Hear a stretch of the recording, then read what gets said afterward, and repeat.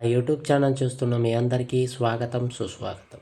గురువారం రోజు దత్తాత్రేయ స్వామి యొక్క ఆరాధన విశేషమైన ఫలితాన్నిస్తుంది.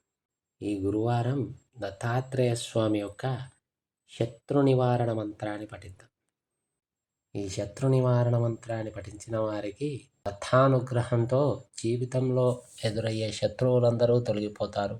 ఈ మంత్రాన్ని ప్రతిరోజు వినడం ద్వారా దత్తానుగ్రహం కలుగుతుంది.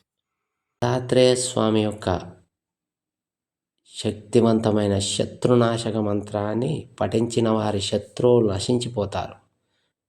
ఈ మంత్రాన్ని గురువారం రోజు ఉదయాన్నే నిద్రలేచి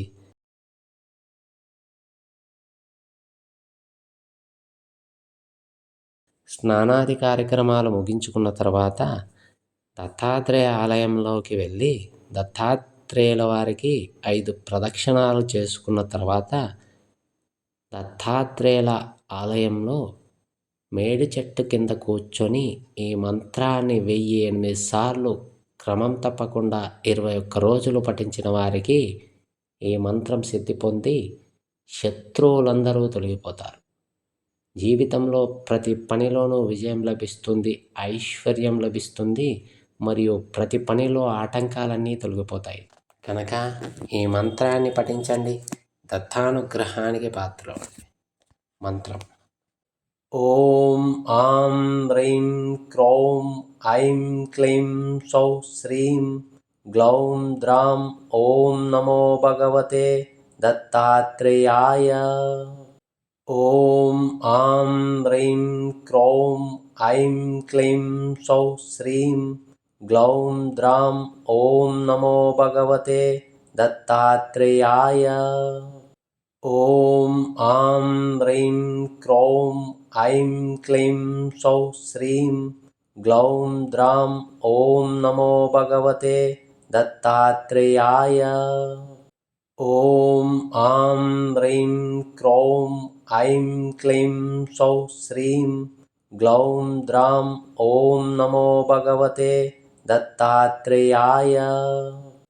ఓం ఆం హ్రీం క్రౌం ఐం క్లీం సౌ శ్రీం గ్లౌం ద్రాం ఓం నమో భగవతే దత్తాత్రేయాయ.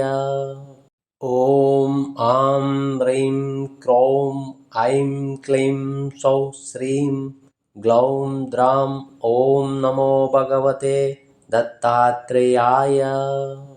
ఓం ఆం హ్రీం క్రౌం ఐం క్లీం సౌ శ్రీం గ్లౌం ద్రాం ఓం నమో భగవతే దత్తాత్రేయాయ. ఓం ఆం హ్రీం క్రౌం ఐం క్లీం సౌ శ్రీం గ్లౌం ద్రాం ఓం నమో భగవతే దత్తాత్రేయాయ. ఓం ఆం హ్రీం క్రౌం ఐం క్లీం సౌ శ్రీం గ్లౌం ద్రాం ఓం నమో భగవతే దత్తాత్రేయాయ. ఓం ఆం హ్రీం క్రౌం ఐం క్లీం సౌ శ్రీం గ్లౌం ద్రాం ఓం నమో భగవతే దత్తాత్రేయాయ. ఓం ఆం హ్రీం క్రౌం ఐం క్లీం సౌ శ్రీం గ్లౌం ద్రాం ఓం నమో భగవతే దత్తాత్రేయాయ. ఓం ఆం హ్రీం క్రౌం ఐం క్లీం సౌ శ్రీం గ్లౌం ద్రాం ఓం నమో భగవతే దత్తాత్రేయాయ.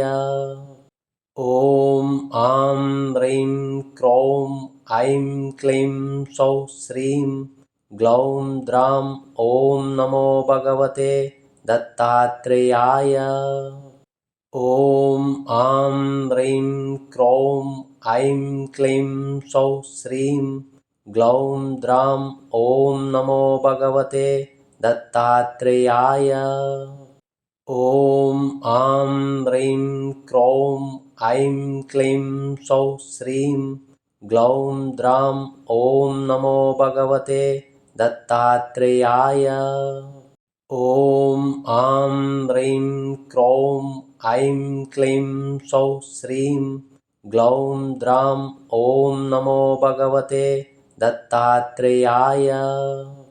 ॐ आं ह्रीं क्रों ऐं क्लीं सौः श्रीं ग्लौं द्रां ॐ नमो भगवते दत्तात्रेयाय। ॐ आं ह्रीं क्रों ऐं क्लीं सौः श्रीं ग्लौं द्रां ॐ नमो भगवते दत्तात्रेयाय।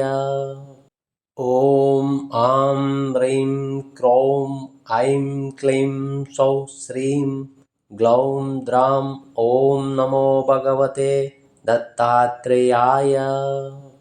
ॐ आं ह्रीं क्रों ऐं क्लीं सौः श्रीं ग्लौं द्रां ॐ नमो भगवते दत्तात्रेयाय। ॐ आं ह्रीं क्रों ऐं क्लीं सौः श्रीं ग्लौं द्रां ॐ नमो भगवते दत्तात्रेयाय। ॐ आं ह्रीं क्रों ऐं क्लीं सौः श्रीं ग्लौं द्रां ॐ नमो भगवते दत्तात्रेयाय। ॐ आं ह्रीं क्रों ऐं क्लीं सौः श्रीं ग्लौं द्रां ॐ नमो भगवते दत्तात्रेयाय। ॐ आं ह्रीं क्रों ऐं क्लीं सौः श्रीं ग्लौं द्रां ॐ नमो भगवते दत्तात्रेयाय। ॐ आं ह्रीं क्रों ऐं क्लीं सौः श्रीं ग्लौं द्रां ॐ नमो भगवते दत्तात्रेयाय।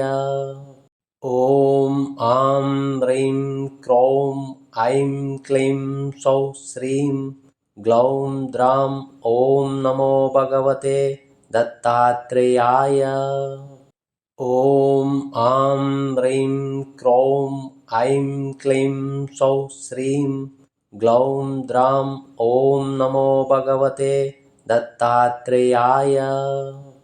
ॐ आं ह्रीं क्रों ऐं क्लीं सौः श्रीं ग्लौं द्रां ॐ नमो भगवते दत्तात्रेयाय। ॐ आं ह्रीं क्रों ऐं क्लीं सौः श्रीं ग्लौं द्रां ॐ नमो भगवते दत्तात्रेयाय। ॐ आं ह्रीं क्रों ऐं क्लीं सौः श्रीं ग्लौं